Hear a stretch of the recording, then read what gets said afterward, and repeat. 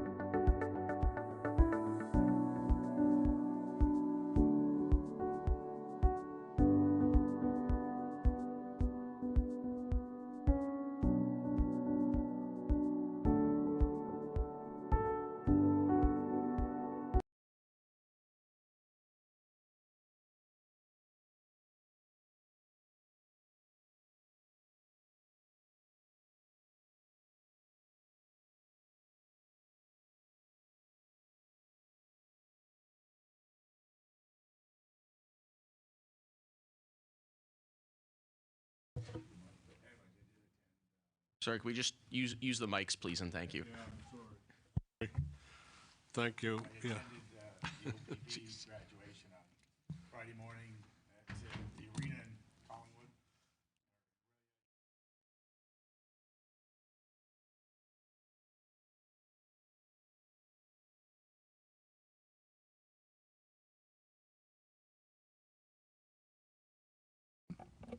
There we go. Anybody hear me okay? Apologize. Anyways, Samantha is a local kid who made well. She went to Bayside School, lives in Farley Crescent in Trenton, attended Ottawa University, graduated, had set a goal of being a provincial police officer, and has followed all the criteria to get in. Graduated from the police college, and the secondary graduation was on Friday of the OPP section, the 8 weeks. Samantha graduated as a platoon leader. During that process, they always appoint somebody to take control of your platoon. And she starts at the Huronia West Detachment on Wednesday as a full-time provincial police constable with a badge. So it was a great emotional experience for me, and to see somebody that has gone through tragedy and built the resilience around overcoming those barriers, to see someone who, if you know Samantha, she's young, she's 24 years old, I believe, and she's small. She does all the characteristics of what a good police officer in the future will look like, and showed a lot of leadership characteristics, and it was a pleasure to attend and just to see that graduation occur. And also there was a Quinte West graduate as well that's coming to our detachment, not a Quinte West. I think he's from New Brunswick, I believe, and he started, Christine said he started today. So we did get one recruit out of it, out of the 107. So thank you.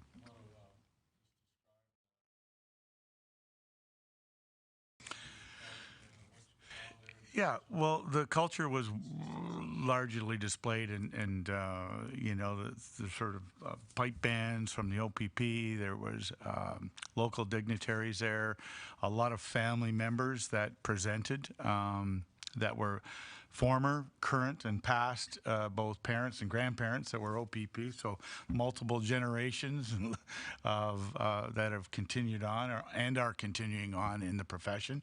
So it bodes well for the culture that they're trying to accomplish.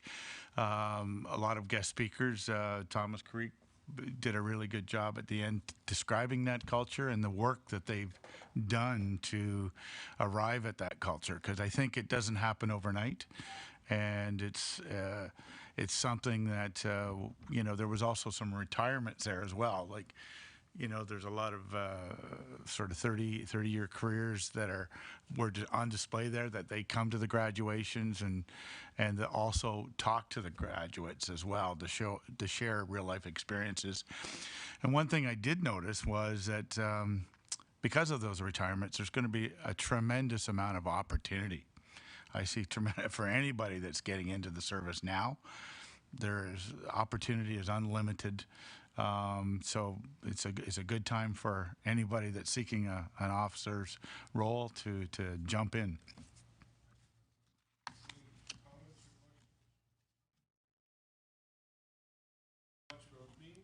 Yeah.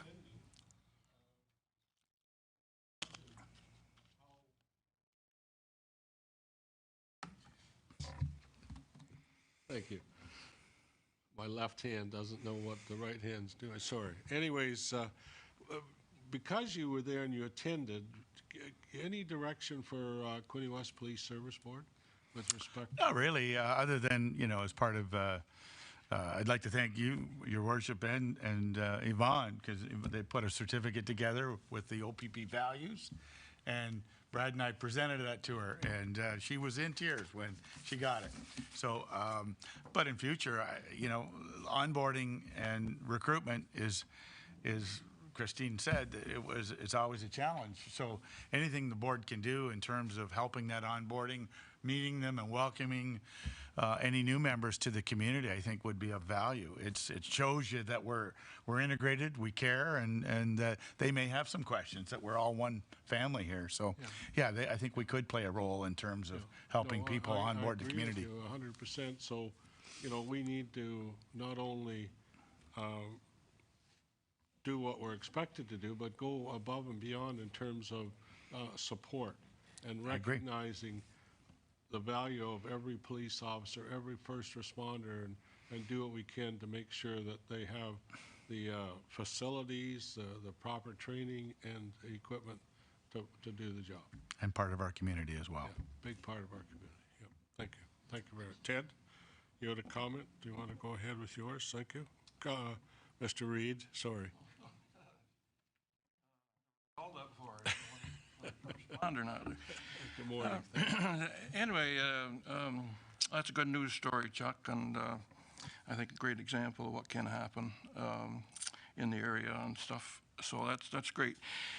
Getting back to the subject at hand on seniors fraud, I wanted to thank Christina for her quick response in terms of I just got in touch with her at the end of last week, because I, as a board member, and I would think that there's new board members as well, that would like a refresher on what we do in terms of hearing about seniors fraud, and if we get inquiries about what to do and so on.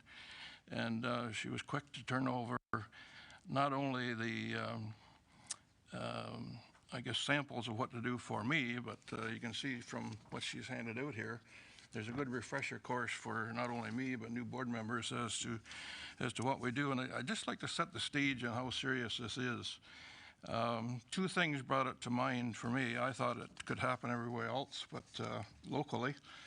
And I found out recently, within the last 10 days, that there's a case of significant case just across the lake from me, of a seniors couple with fraudsters. And I'm just going to touch on the surface. I don't know all the facts, but I know enough that it really concerned me. That coupled with, there was a really good segment on 60 Minutes a week ago, Sunday night, on seniors fraud, mainly in the U.S. They were talking about it and how significant it was, and it was a really good, timely article for me to see.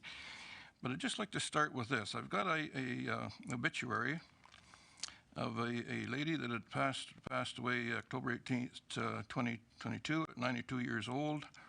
And she's known by our family. My parents knew this lady very well, and her husband. These are solid of the earth types of people that started with diddly squat, built a significant business, and I know, Jim, you know who they would be. Did extremely well. The kinds of people, if you got caught in a snowbank outside in the wintertime, 22 below, they would not only get you out of the snowbank, but they'd give you a coffee and feed you and give you warm clothes and so on, that kind of people. Unfortunately, this lady was suffering from dementia the last about 3 years of her life, and so you can just imagine the quality of life that she had to go through just with that disease, let alone dealing with fraudsters.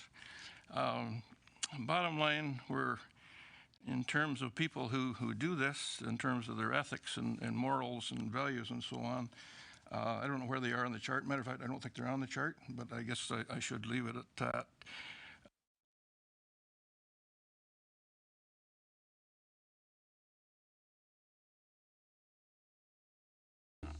Okay, I thought I hit it, maybe hit it twice.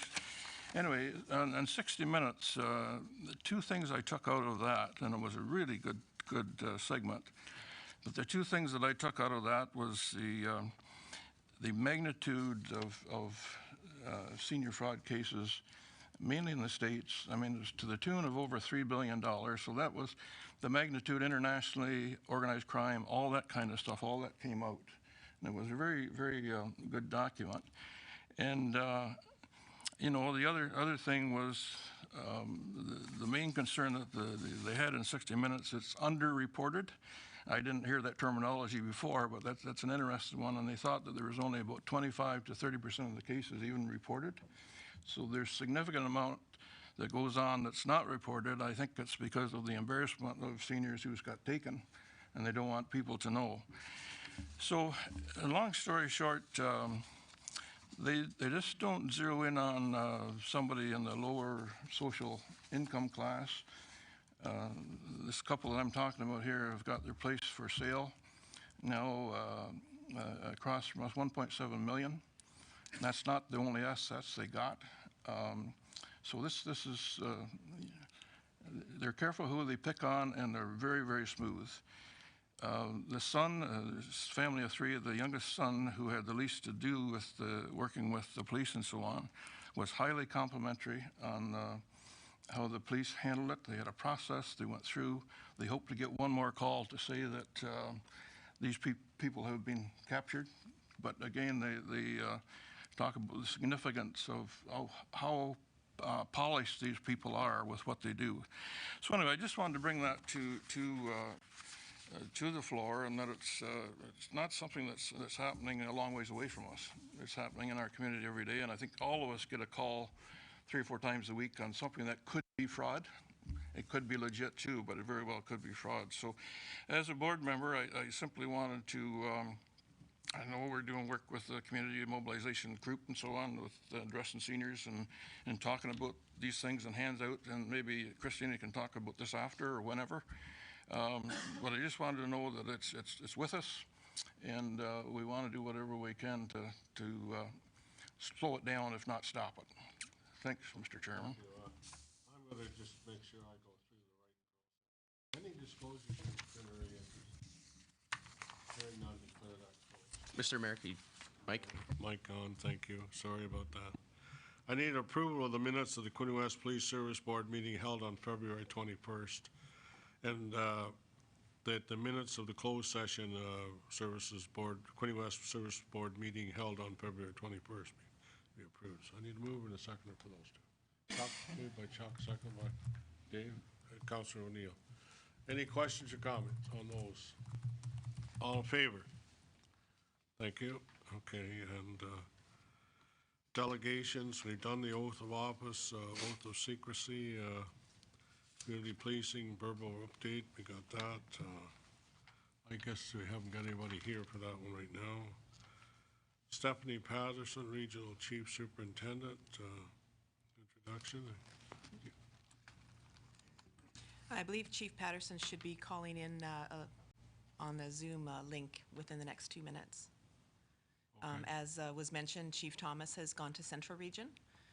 So he has left us, and he's replaced by Stephanie Patterson, who was recently, she's been a chief of a few different bureaus in general headquarters for a few years, but originated from East Region, and wanted to take the opportunity to introduce herself to you guys this morning and continue the relationship that we've had with the previous couple chiefs.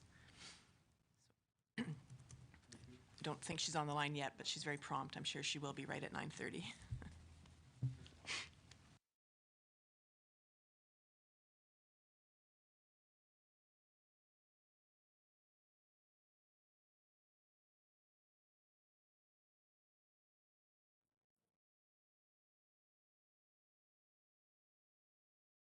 I had never done anything like this before, so thank you. Yes.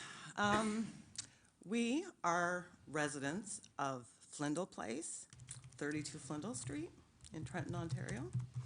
It's a nonprofit housing complex, and at the current moment, there's a tenant occupying our floor who has a 10-year drug history, and she is operating a drug den out of her apartment, and she is allowing numerous homeless people in and access to the grounds of the building. We've witnessed them enter the building with a key. I've contacted the Quinte West OPP. I've contacted the site manager, and no one has responded to me. And all I hear is there's nothing we can do. There's nothing we can do. There's nothing we can do. And I'm here begging someone to do something. I'm terrified. We are, there's crime happening, drug dealing happening, drug addicts. There was someone removed.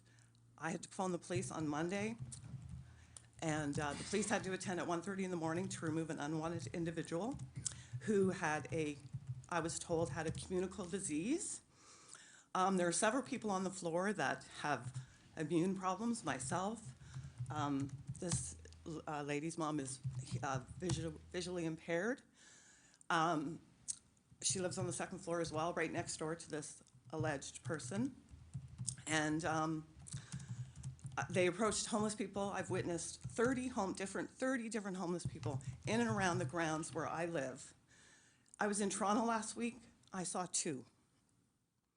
And I understand it's a huge problem, and I'm seeing it every day now, and I don't want to see it. I want these homeless people back on the street.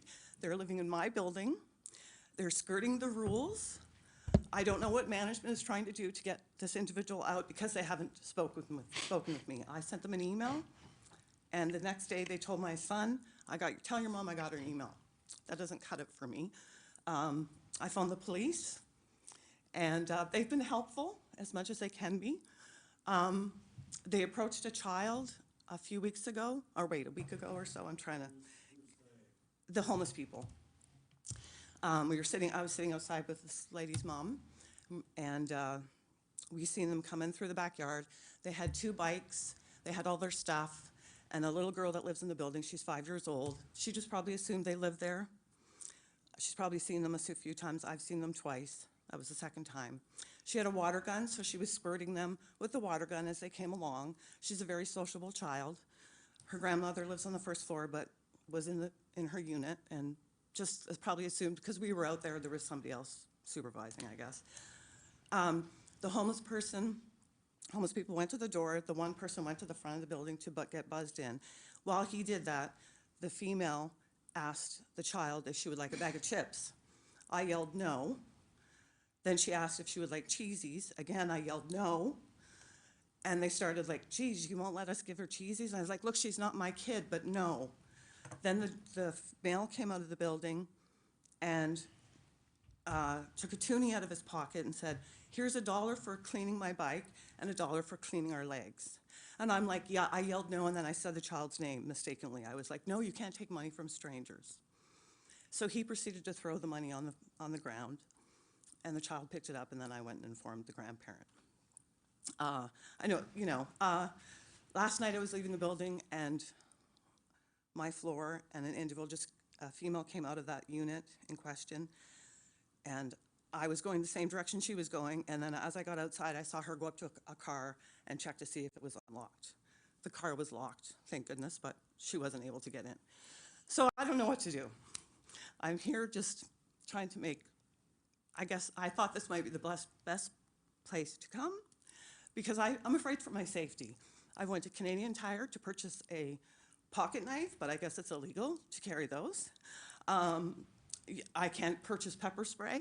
Someone suggested putting hairspray in a squirt bottle, a whistle, but I'm afraid to leave my apartment. I went last night at 10:30 last night to go do some laundry, and I had to rush back into my unit because they were fighting and arguing, and it's all night long. It's like from 11 p.m. to 7 o'clock in the morning. It's constant.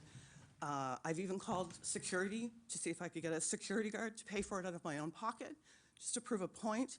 I was told it's $204 from 11 p.m. to 7 a.m. There's numerous incidents, and she has befriended the homeless community. So, and she has like I said, a 10-year drug history. And how I know this because of her social media. I've only had one conversation with this individual. So I don't know what to do. I'm afraid. Other tenants are afraid. Other tenants have notes on their door because she knocks and asks for food, all kinds of things. I haven't had that issue because I'm maybe afraid to approach me. I'm not sure, but anyways, that's what I wanted to say. Thank you. Thank you very much for coming. And we are a police service board, so we depend on our inspector, detachment commander, and our staff sergeant, and I'm sure that they are aware of what you're talking about, and they'll do their best to deal with it to help you. Do you have any suggestions? Should I approach the OPP? My suggestion, don't buy something that you're going to carry. I know, but that's what I'm just trying to, that's just the point I'm getting to. I know. You know, I'm afraid, I'm a single female, I travel the world alone, and, you know, I want to feel safe when I go for a walk to the park, and I walk to the grocery store, et cetera. I want to feel safe. And I, for the most part, living in Trenton since the age of 16, I have felt safe. I don't now. I don't feel safe at all. Well, circumstances change. You and I both know that. Yes. And sometimes they don't always change that make us feel more comfortable and safer. And you're obviously in that situation. The city hasn't changed. The people haven't changed. We still have a lot of good people here who do good work every day to help you and I be safe. And there are challenges, yes, I agree. And you're handling them, I think, to the best of your ability. You made a better decision than you had originally thought. Yes. Yes, I agree. Yeah. I agree. So, I don't know, Inspector, you have anything at this time, or? Yes, Your Worship. Staff Sergeant Doolin will take your information. And what we generally do with problems that aren't actually police enforcement related, but create a feeling of lack of safety, is work with the community partners, so we can coordinate with nonprofit housing and some of the other agencies and see what we can do to assist you. Right, So no promises, but we'll take your information and we'll put something together. Request an increased police patrol in the area, because I've noticed in the evening going around trying to see if doors are locked and things like that on establishments and things like that. So the community's aware there's just a lot more activity lately, and with the nicer weather and such. So Yeah. I just kind of want to do something before someone gets, before No, there's absolutely. We an appreciate you injury coming or- forward, and we'll take your information, and after the meeting, get a hold of you, and we'll see what we can coordinate. Okay? Thank you. Again, thank you very much for taking Thank the you. time. Do you need any information, Josh? Yes, ma'am. If I can just get your name, please. Yes, my name is Darlene, Darlene, Easton, Easton. Thank you very much. Any other comments or questions from any board member or anybody? But I can only tell you that I feel a lot like you do. Unfortunately, there are situations where people get into some of this, and it's easier to get into it than it is to get out of it. That's the problem, and it does cause anxiety for all of us. Yes, and you're closer to it than I am, but that doesn't make it, yeah. It's tough, I agree, and so much to deal with. Young people have so much to deal with, and then other people too, because of, anyway, I wished I had an answer for you, but I don't. I don't either, and I'm not about to solve it. I'm just a little person, I can't solve it. Yeah, right. Well, thank you very much. Okay, all right. Anyone else? Or I guess that's it for public input. Anything, okay, correspondence, Quinte West Police Service Board, January, April 2023. I'll turn that over to Inspector and see if there's any more that she needs to mention. Anything more, Inspector? We're under Quinte West Police Service Board January to April report. Anything more for you, or are you good?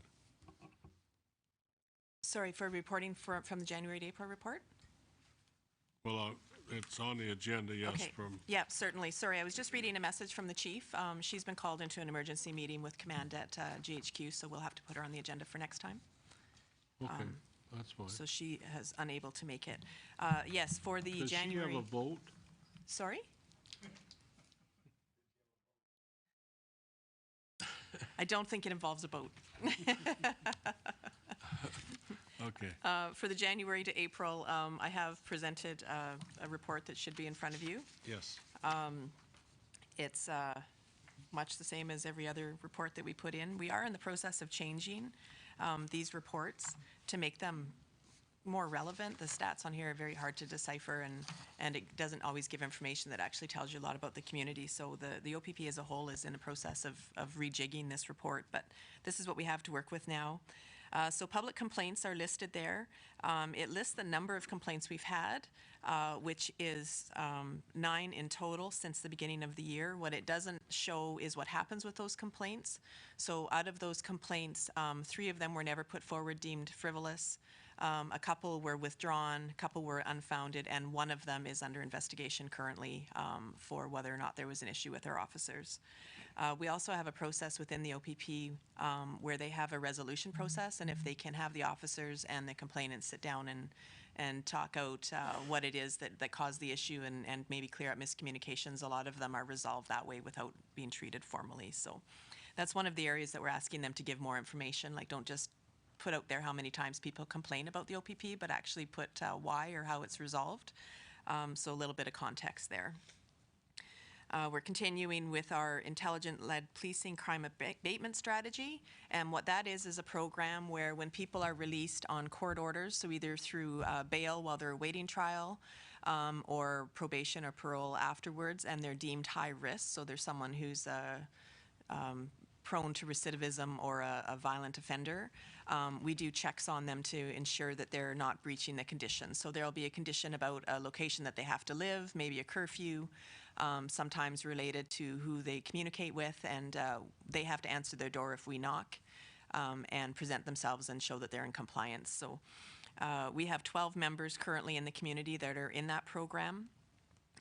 We've done 40 checks with only one charge laid.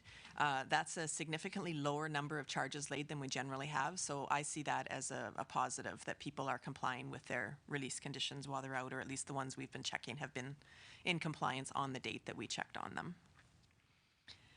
We have started our foot patrol and marine hours. See, the marine hours haven't hit that process yet. Sometimes the data takes a bit of time to come up.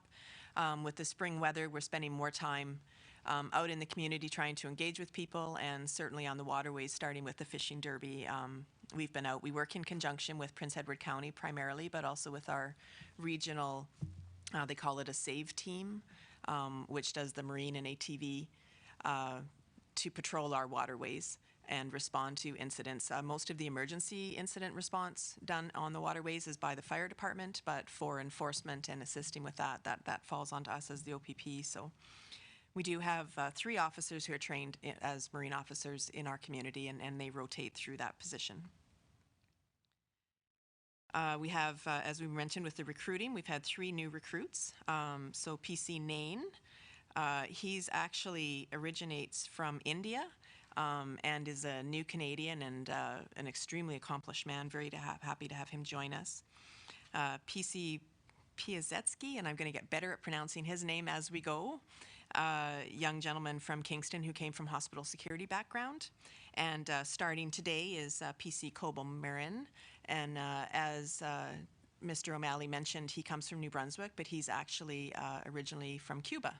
So we have certainly added a number of new language capabilities to our staff through our most recent recruits, which is just wonderful.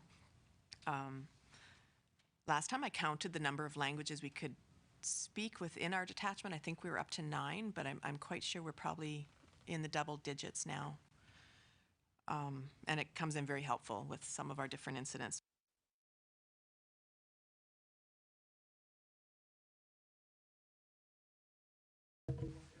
Sorry, Mike.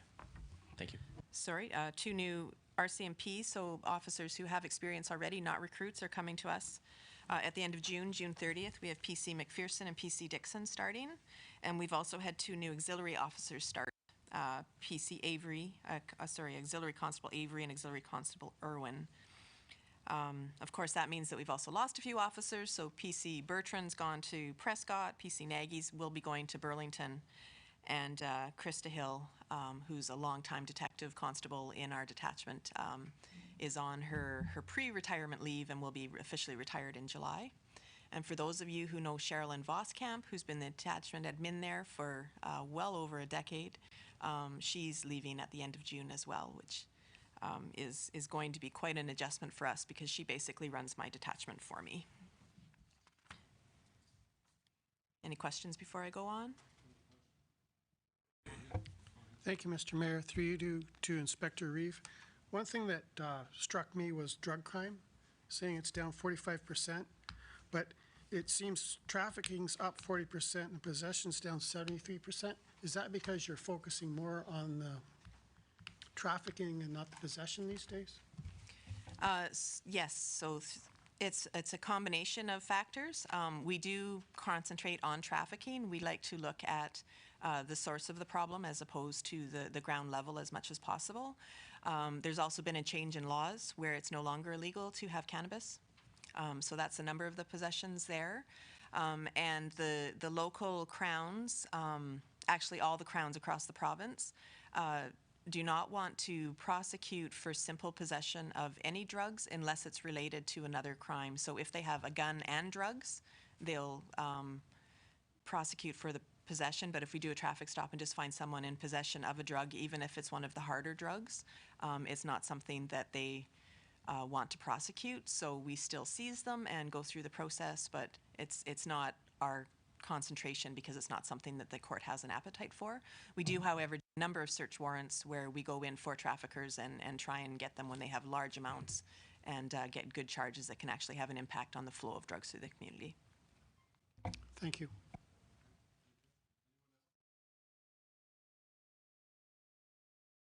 Okay.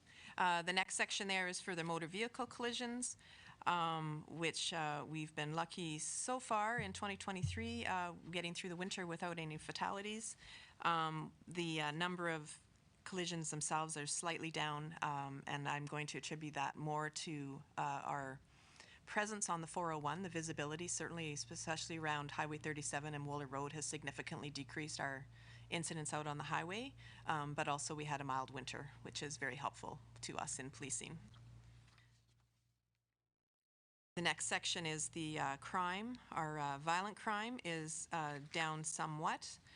Quite a number of those are not yet solved. We have a number of open cases that we're working on. We've had a couple of recent robberies and also some firearm-related calls that have not proven to have actual firearms, but either replicas or something that someone mistook as a firearm. So there's some open cases there that are very concerning to us that we're following up on.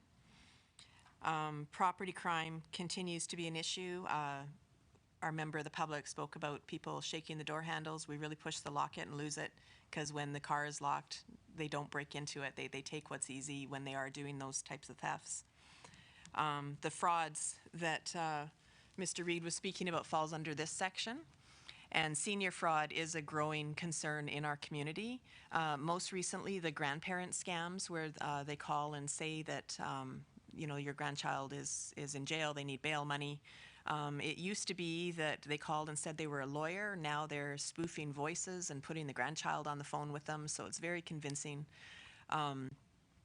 We also have had, you know, some with the romance scams where they pretend to have a romantic involvement and take money. And also the rental of property that they do not own through social media. So people are desperate for housing right now. They look on social media for an apartment. They see one where they have to put a deposit down right away or they won't get it because of the pressure from the number of people who are renting. And it was never for rent in the first place. So there's been quite a number there. When we do get a complaint for a fraud, and again, Mr. Reid is right, many people do not complain even when we know that we'll get a third party that there's been the fraud. They don't want to admit it because they're embarrassed that they were taken. It's a large thing.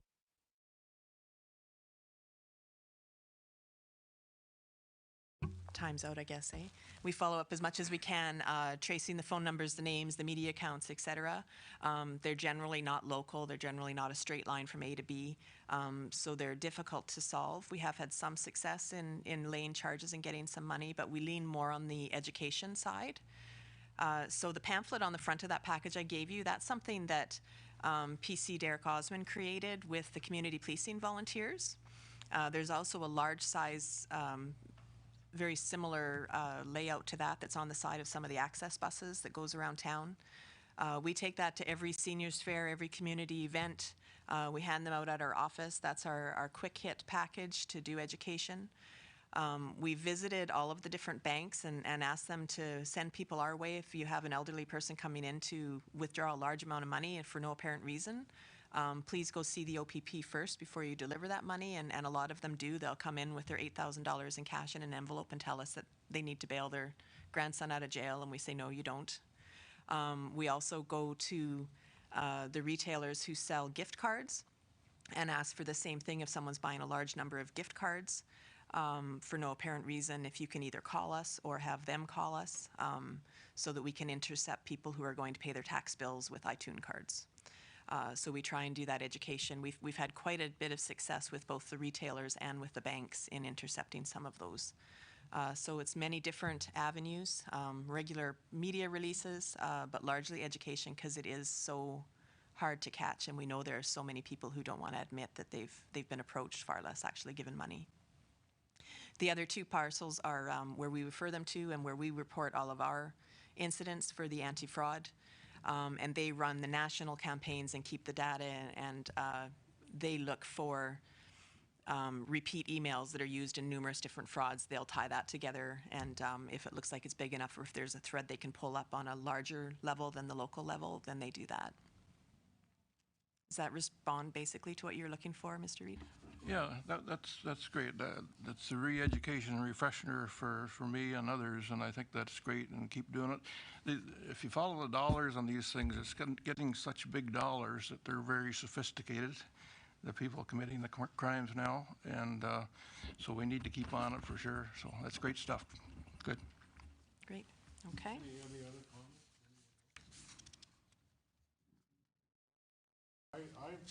I very seldom answer the phone at home, so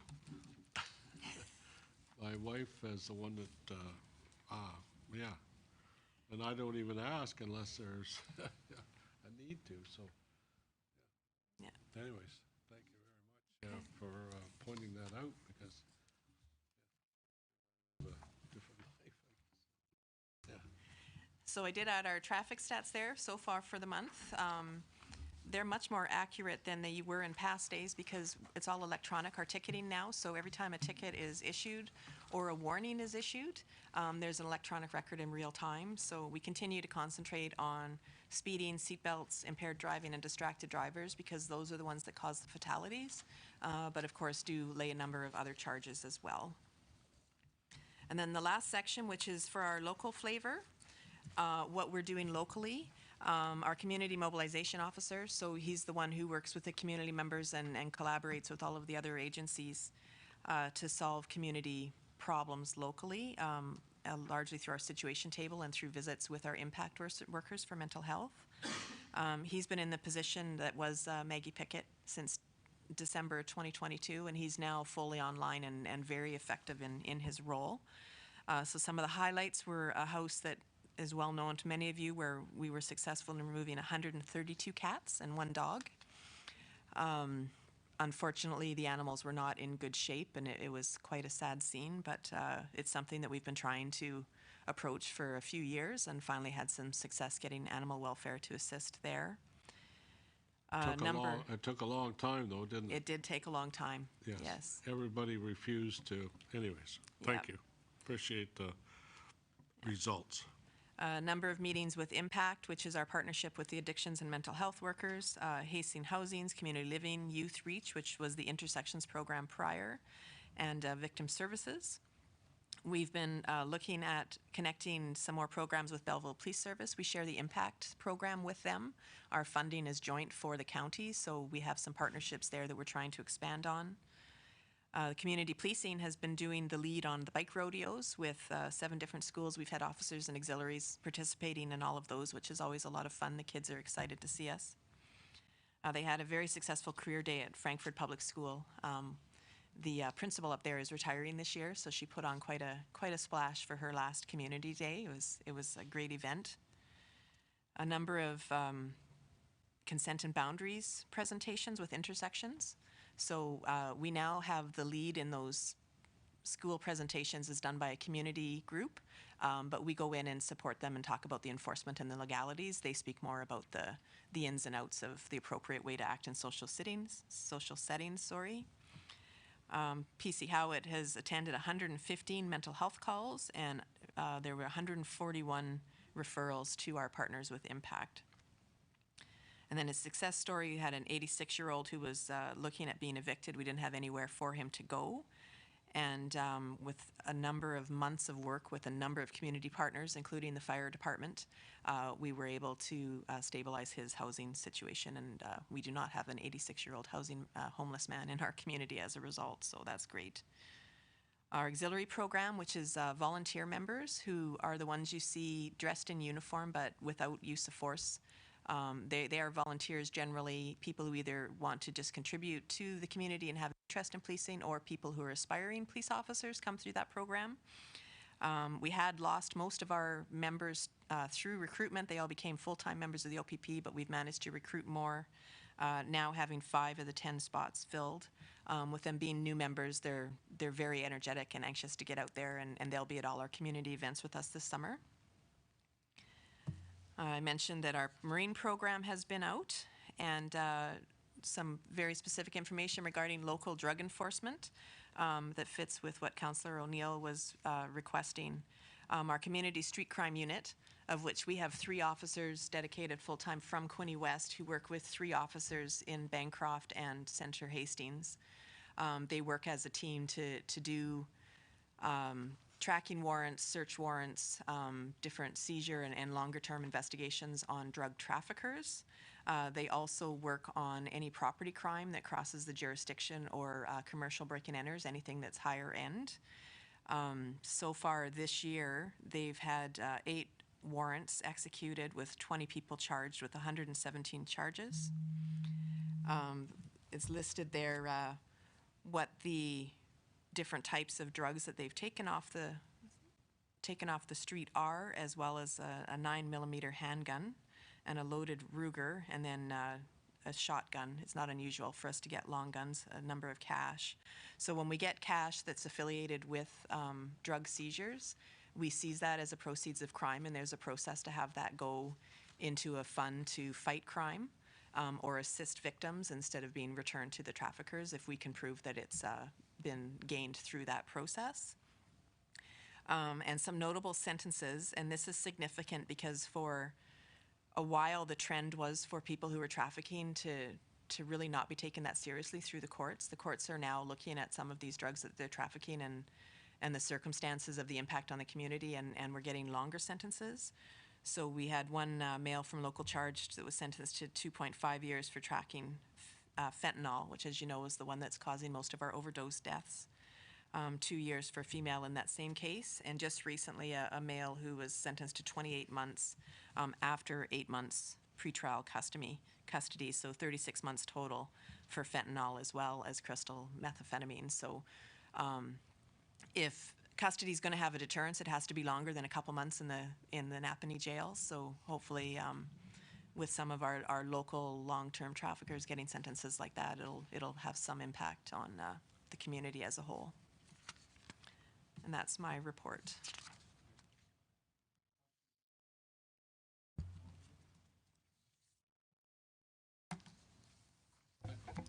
Thank you, Mr. Mayor. Looking at the offense court values, I noticed there's no impaired charges for the first 3 months. And the May long weekend, it appeared the officers were in and out on the off ramps looking for impaired drivers, which I thought was great. As I know the mayor's mentioned, there's been liquor bottles on the on-off ramps, and I thought that was great. They were going to the 401 to do that. Yeah, we actually have great success on the programs that we do on the ramps. Surprisingly, even if we do them at 8 a.m. or 2 p.m., we get a number of different. So we did lay a number of impaired driving charges. I don't know why it didn't translate into that chart, and I was just looking to see if we had it in another section. I don't know why they didn't carry over, but we average 5 or 6 impaired drivers a week. That we catch and charge. So I get that number of what the actual numbers are and send that out to you, but impaired driving, unfortunately, is a large part of our business.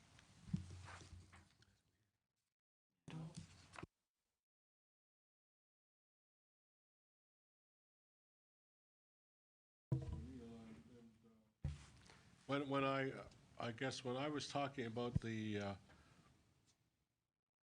alcoholic containers that were picked up, it was not just on the ramps, it was the whole, I guess, section from the 401 to the ramp, I don't know, maybe a couple hundred feet, maybe a couple hundred meters, and in that area, and then of course to the on and off ramps as well. So it's unfortunate that we have, and that still people are not learning that it's good to drive. It's fine to have a drink, but it's better to drink at some other time than when you're in a vehicle. And of course, the other part of this whole thing, from my perspective, is the fact that the 401 was supposed to have been widened by 2013, and this is 2023, and it's not done. And we're very dependent on truckers for everything we need in terms of food and so on, resources for. So we need those trucks, and we need to have good drivers, people there who are driving responsibly. And yes, you're doing the job to help ensure that, but people should be responsible themselves and realize that I'm creating a very unsafe situation. So thank you very much. Appreciate that work. So it's good. It's good. Anyone else? Any other comments for Inspector? Mr. Mayor, just before we move on, can I just get a motion to receive that correspondence? Yes. Okay. Need a motion, Councillor Chuck, and yes. I can't. Sheila Quinn. Sorry. Thank you. Any other comments? All in favor, then, I guess, of the motion? Thank you. I think it carried. That's good. Okay. All right. So where am I now? I'm at, yeah.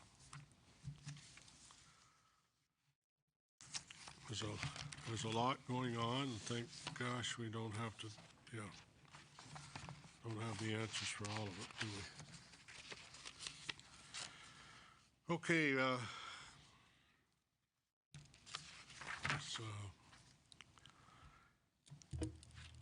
We're on number 10, Mr. Mayor. yeah, okay, items or input for the 23-25 action plan. Any more input for Inspector or Chuck or whoever's going to finally complete that plan? Anything else any suggestions or ideas? If you don't have any today, if you have some later, please make sure they get to Inspector Reeves so she can help put this all together. Okay. So, Your Worship, I have given you each a copy of the final progress report for our last 3-year plan. So that if you have an idea what it looks like, it might be easier to have some input as to what you'd like to add to it. I'm in the process of compiling our next 3-year plan right now. Essentially, I plan on sticking to the same format for the most part. What we're doing, we can expand on for sure, but I think we're in the right balance between education and enforcement and community engagement, which are always our 3 ways of approaching anything. Our strategic plan for the OPP leans around people, our work with staffing, deployments, and investigations, and our community and community engagement, and that collaboration piece. So those are any actions that I do as a detachment. I want to tie back to those larger goals of the OPP. And again, it's a balance of all of those. So the report that I gave you has been approved on a regional level. It has not been approved on a provincial level, so it's not a public document yet. But certainly if you read through that and see something that you think we can do better, expand on, or a brand new idea, I'd love to hear it and we can incorporate it locally. Brand new idea. You're really hoping. Shoot for the stars. You're really hoping. Yeah. Well, I didn't get I didn't look through this but I will look. I just brought it this morning, but certainly, just send an email with any ideas and we can flesh out. Yeah, that's fine. Thank you. Anything else? I guess I'm right at the end of my. I don't have anything else. Okay. We'll go on to the taxi licensing bylaw, which is in front of you, and that's always interesting, taxi licensing bylaw, and then, of course, enforcing it. That's the trick. I know there's no smoking in taxis, but often I see somebody sitting in a taxi behind the wheel with something in their mouth and isn't a pencil. Anyways, but I keep driving. So I know that's a tough one, I guess, to. Yeah. Any questions or comments on the taxi licensing bylaw? Yep, Mr. Mayor, if I can just speak to it for a moment and explain the reason why this is on the agenda. So the board has been delegated the authority for the taxi licensing bylaw. I'm not sure who's aware of that. I certainly wasn't until I received the appeal that came through for a taxi application that was rejected. So at this time, I won't share any details of the appeal, but I just wanted to draw the board's attention to the taxi licensing bylaw, which is included as part of your agenda, particularly Section 17, which is the appeal process. So this board is responsible for holding a hearing for the appellant and adjudicating the matter. So as this is a new process, I will be getting a legal opinion whether or not we can hold this hearing, or at least part of it, in closed session. Okay. The board's decision of the appeal is final. I will help facilitate the scheduling of the hearing, so hopefully towards the end of June. So what I'll do is I'll just send out an email to board members with a couple of times, and everyone can get back to me about what works, and then the inspector will reach out to the appellant, the appellant, and let them know that a meeting has been scheduled.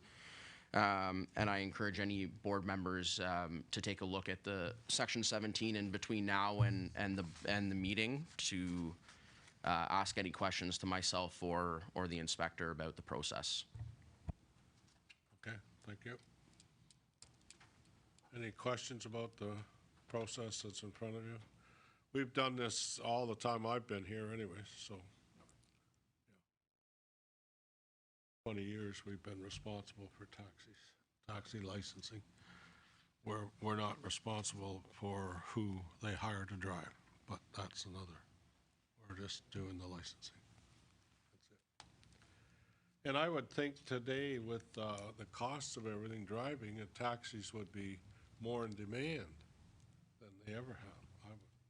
So, Your Worship, if I may, we are not responsible for their hiring, but we do vet, and if we don't give them a taxi driver's license, they don't get hired. So hence the appeal. When I turn someone down, they don't get the job that they were going for. Yeah, that's your responsibility, right? Right, under the bylaw that is your responsibility. Yeah. Yeah. So, right. yeah. Yes. Okay. Okay. Anything Just else? on that, Jim, I'd like some clarity, because it's the first time I've heard about the appeal. Was that what the appeal was based on? On a driver application? I imagine so. I haven't seen it, but to my understanding. Yes, it was someone who applied for a taxi license, was rejected, and they're appealing that decision. Okay. Okay. So the appeal wasn't denied by the board, but No, by... no. Perfect. No. It was a good reason then. But we'll be part of it before it's done, yes. Or I shouldn't say before it's done, before it's...